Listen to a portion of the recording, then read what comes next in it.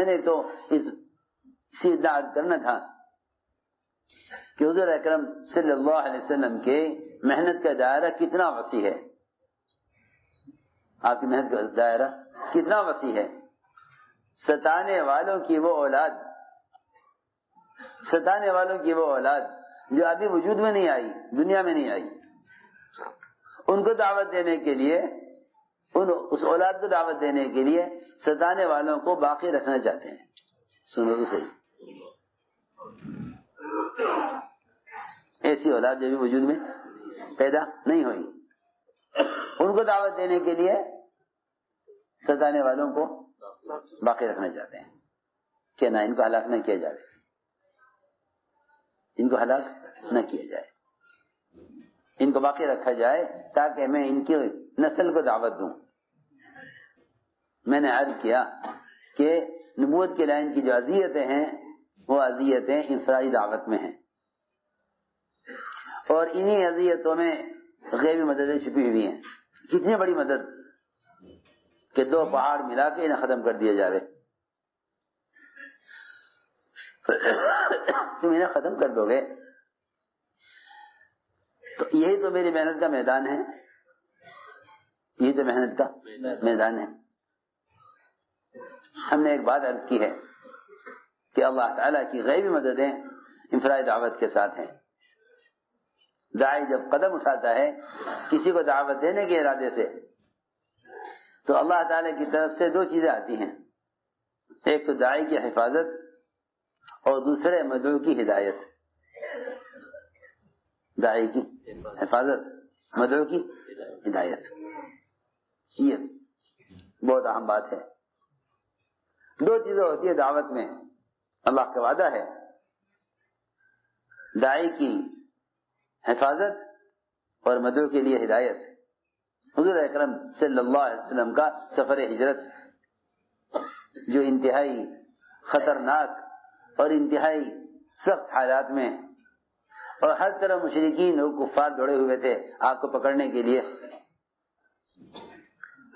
ان حالات میں بھی آپ نے سفر کے لیے مدینہ منورہ کی طرف جانے کے لیے، حالانکہ یہ سفر آپ کا پناہ لینے کے لیے اور کفار اور مشرکین کے درمیان سے چھپ کر نکلنے کا موقع تھا، بڑے خطرے کا سفر تھا، چھپ کر آپ نکلے، آپ کا پیچھا کیا گیا، آپ کا پیچھا کیا گیا. مشورہ کیا کدھر سے جائیں. صحابہ نے عرض کیا یہ ایک راستہ ہے لیکن اس راستے میں 2 خطرناک ڈاکو رہتے ہیں،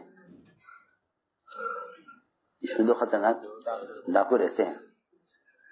جی ہاں،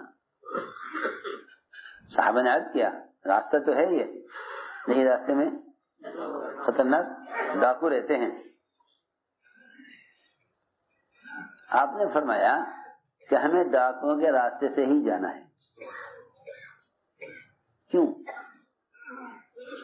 خطرے پر خطرہ کون مول لے گا؟ آپ کسی راہ چلتے آدمی سے کہہ دیں کہ آگے ڈکیتی ہو رہی ہے، ڈاکو راستے میں ہیں، اور ہم کو صحیح خبر دے رہے ہیں، تو کیا آپ اس راستے پر جانا پسند کریں گے؟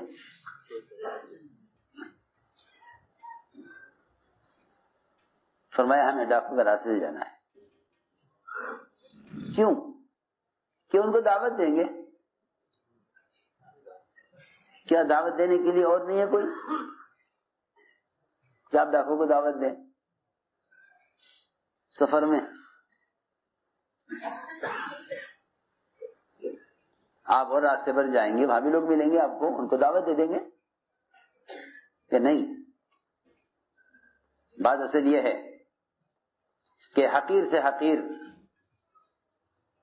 اور کمینے سے کمینے اور خطرناک سے خطرناک اور برے سے برے آدمی کو بھی دعوت دینے میں تم جھجک اور شرم محسوس مت کرو. یہ اصل بات ہے. اور یہ اللہ کا وعدہ ہے. مولانا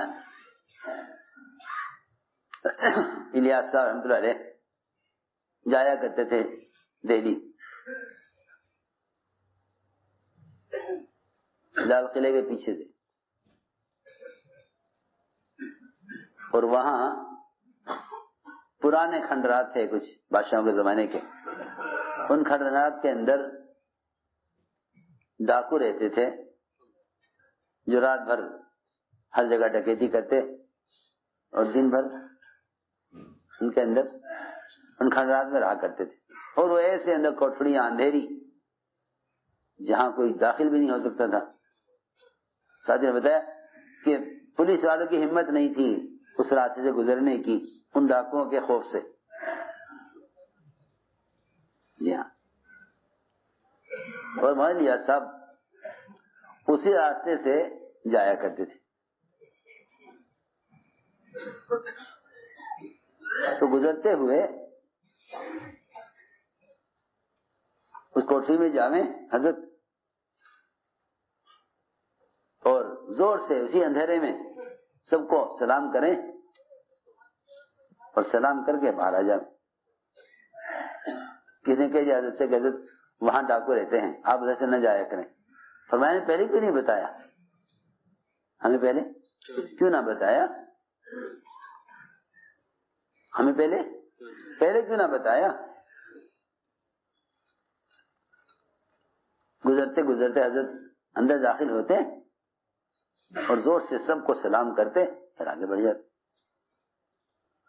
3-4 مرتبہ ایسا ہی ہوا۔ وہ کہنے لگے کہ آدمی کون ہے جو ہمیں یہاں سے گزرتے ہوئے روزانہ سلام کرتا ہے؟ تو ان کا جو سب سے بڑا سردار تھا ڈاکوؤں کا، وہ حضرت کے پیچھے چل دیا نکل کر۔ حضرت آگے چل رہے تھے، وہ پیچھے دیکھا پیچھے کوئی آ رہا ہے، حضرت پوری طرح متوجہ ہے۔ فرمایا کون ہو، کیا بات ہے؟ اس نے کہا آپ کون ہیں؟ میں تو ایک اللہ کا بندہ ہوں۔ اور سلام کہ یہ تو ہر مسلمان کا حق ہے، کیونکہ حدیث میں آتا ہے کہ کسی کو جان پہچان کر سلام کرنا قیامت کی نشانیوں میں سے ہے۔ کسی کو سلام کرنا جان پہچان کی وجہ سے، مطلب یہ ہوا اس حدیث کا کہ جب مسلمان آپس میں پوری طرح پھٹ چکیں گے اور ان کی آپس کی اجتماعیت بکھر چکے گی، تو پھر سلام کرنا کسی کو مسلمان ہونے کی وجہ سے نہیں ہوگا، رشتہ دار یا تعلق والا یا جان پہچان والا ہونے کی وجہ سے سلام ہوگا۔ جب امت بٹ چکے گی گروپ اور جماعتوں میں، اور امت بٹ چکے گی فرقوں میں، تو سمجھ لو کہ قیامت قریب آ گئی ہے۔ اس لیے فرمایا کہ کسی کو پہچان کر سلام کرنا یہ قیامت کی نشانیوں میں سے ہے۔ تو کیا آپ نے سلام کیوں کیا؟ بھائی سلام تو ہر مسلمان کا حق ہے۔ وہ ڈاکو ہی حضرت کے ساتھ ہو گیا، حضرت یہاں لے آئے، اس کو یہاں لے آئے، یہاں لا کر نے فرمایا کہ بھائی کیا آپ مجھ سے کیا چاہتے ہیں؟ میں تم سے کچھ نہیں چاہتا، میں تو تم سے کچھ نہیں چاہتا، لیکن اللہ تعالیٰ تم سے دنیا میں دین کا کام لینا چاہتے ہیں۔ پہلی ملاقات ہو رہی کس سے؟ ڈاکو سے۔ اور کیا فرما رہے کہ اللہ تعالیٰ تم سے دین کا کام لینا چاہتے ہیں، کیونکہ ہمارا تصور تو یہ ہے نا کہ بھائی کوئی عالم دیندار متقی اللہ والا ہو تو اللہ اسے دین کا کام لیں گے، اور آپ ان سے یہ کہہ رہے کہ اللہ تم سے کام لینا چاہتے ہیں۔ حضور اکرم صلی اللہ علیہ وسلم بعض مشرکین کی بھی صلاحیتوں کا تذکرہ صحابہ کے سامنے کیا کرتے تھے۔ فرمایا اگر یہ ابو سفیان بات سن لے تو یہ ایسا استعداد کا آدمی ہے کہ اگر یہ ہماری بات مان لے ہم تو اس سے یہ کام لیتے، ہم تو اس سے یہ کام لیتے۔ عمر رضی اللہ تعالیٰ عنہ ایک نصرانی کے اسلام کی تمنا کرتے تھے صرف اس لیے کہ حساب میں بہت تیز ہے، حساب میں بہت تیز ہے، ہم تو مسلمانوں کی صلاحیتوں کو ضائع کر دیں، ہم تو مسلمان کی صلاحیت کو ضائع کر دیں صرف اس میں کہ یہ کام کیوں کریں، ان سے کام کیوں لیا جائے۔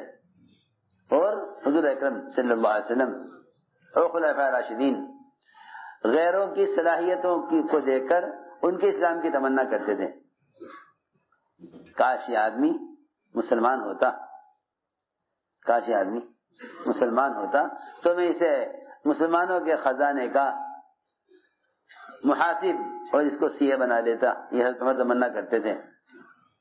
میں نے عرض کیا کہ انفرادی دعوت یہ حضور اکرم صلی اللہ علیہ وسلم کی وہ بنیادی سنت ہے، کیونکہ اللہ تعالیٰ کا وعدہ ہے کہ اللہ تعالیٰ دین کا پیغام پہنچانے والوں کے دلوں سے اپنے غیر کا خوف نکال دیتے ہیں، یہ پہلا وعدہ ہے۔ اللہ دین کا پیغام پہنچانے والوں کے دلوں سے غیر کا خوف نکالے۔ اس زمانے میں تو کیونکہ رواج اور جہالت غالب ہے، اسے لوگ اخبار رسائل کے ذریعے سے دعوت دینے کو سمجھتے ہیں کہ یہ دعوت دینے کا طریقہ ہے۔ اس سے بڑھ کر اور بھی مزید حماقت یہ کہ کوئی چینل ہو ایسا جس کے ذریعے سے دین کو دنیا میں پھیلایا جاوے۔ اللہ تعالیٰ نے رعب سنتوں میں رکھا ہے، اللہ نے رعب سنتوں میں رکھا ہے۔ سنو تو صحیح،